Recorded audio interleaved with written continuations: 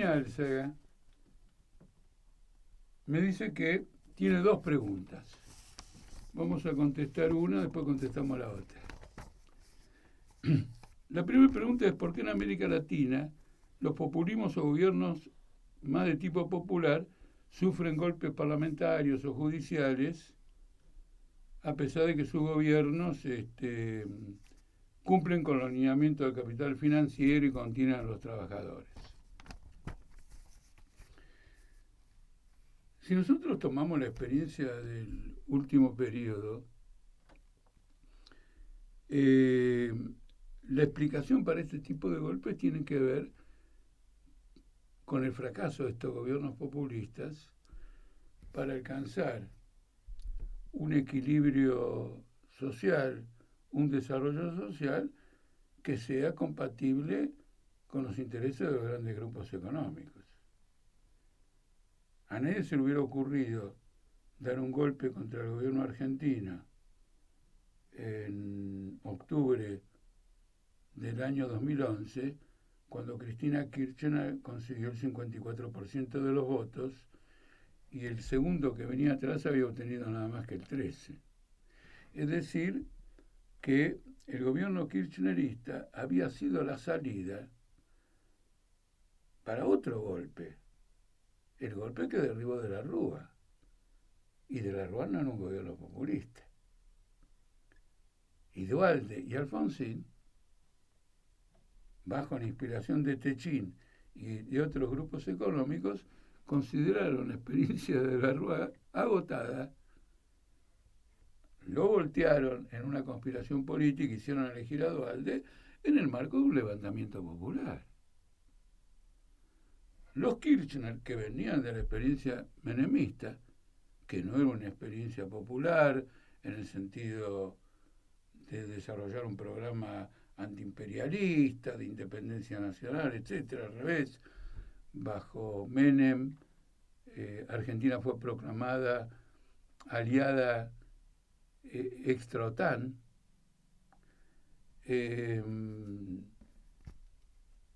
Estos Kirchner tomaron el relevo.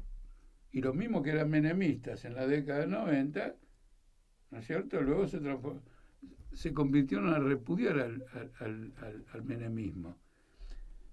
Con esto quiero responder a algo que normalmente pasa desapercibido. La idea de que los llamados movimientos populistas o líderes populistas responden a la convicción en una ideología. No. Son populistas cuando no queda más remedio que ser populistas, y son antipopulistas cuando no queda más remedio que ser antipopulista, que ser populista. Porque se cae el gobierno anterior, hay que contenerlo, y entonces se llega a los recursos de la demagogia, etcétera, más allá de condiciones económicas que bajo el primer gobierno de Néstor Kirchner resultaron favorables desde el comercio exterior, digamos, de Argentina. Por lo tanto, acá no se salva a nadie. En Panamá terminaron volteando un gobierno que no era populista. Y ahora, aunque no fue por medio de un golpe, pero si el imperialismo tiene la fuerza que se le atribuye acá, se pasó del uribismo a Gustavo Petro, con el apoyo de Biden. Ahora, ¿por qué? Y porque 2 años antes, un año antes, había habido una rebelión popular que duró más de un mes, casi 2 meses, y que pudo ser canalizada porque había un Petro, finalmente, y que de ningún modo iba a permitir la subsistencia del uribismo.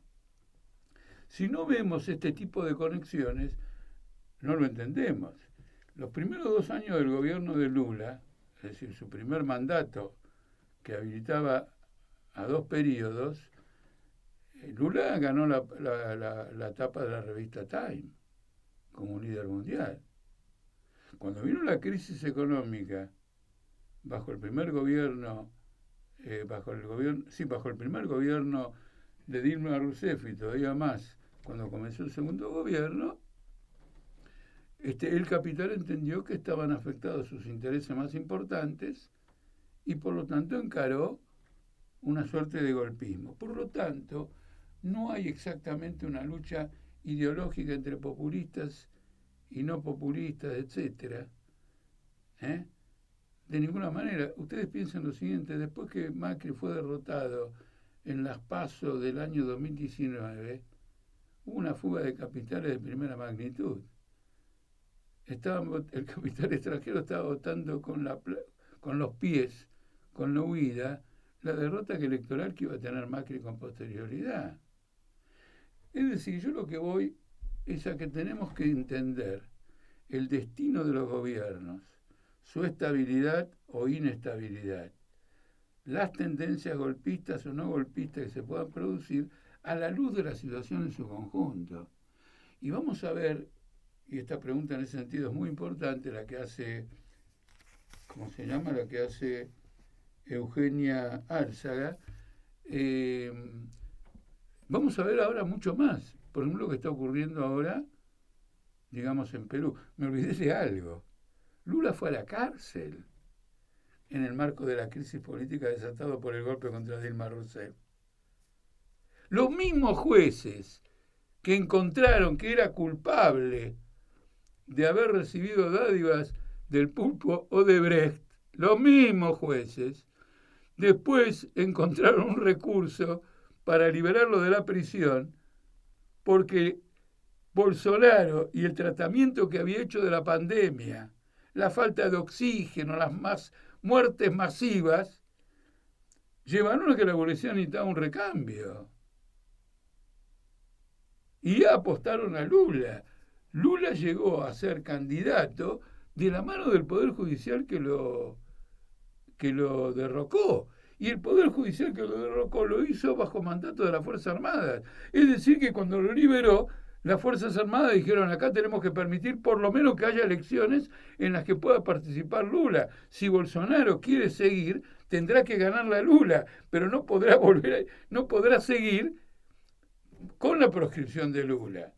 Miren, esto ya lo hemos visto con el retorno de Perón.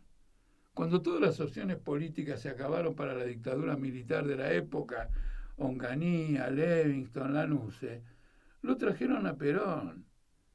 Y Perón gozó durante varias semanas y unos poquitos meses de una estabilidad absolutamente fundamental. Entonces no hay una confrontación. Hay una confrontación en el discurso ideológica, pero no hay una confrontación realmente de ideologías, porque las ideologías no tienen sustento en estas corrientes.